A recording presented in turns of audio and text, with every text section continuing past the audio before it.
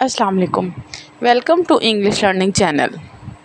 सो friends, आज हम आपको बताएंगे डेली रूटीन में बोलने वाले जुमले जिनका हमें मतलब नहीं पता होता, बस हम वैसे ही बोल देते हैं।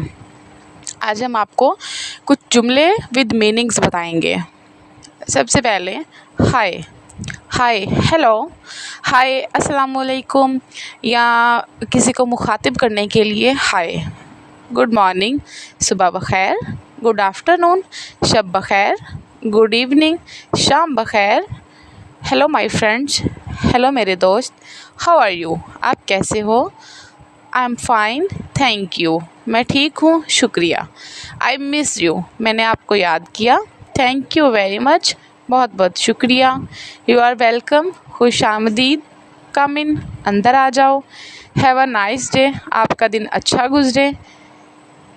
गुड बाय, खुदा हाफिज़। हैप्पी बर्थडे, सालगिरह मुबारक। व्हाट्स योर नेम, आपका नाम क्या है?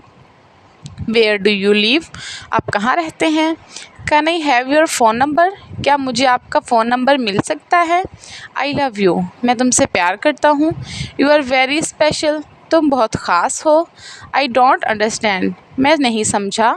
कैन यू हेल्प मी, क्या आप मेरी मदद कर सकते हैं? कॉल द एम्बुलेंस, एम्बुलेंस को कॉल करें। कॉल अ डॉक्टर, डॉक्टर को बुलाओ। कॉल द पुलिस, पुलिस को बुलाओ।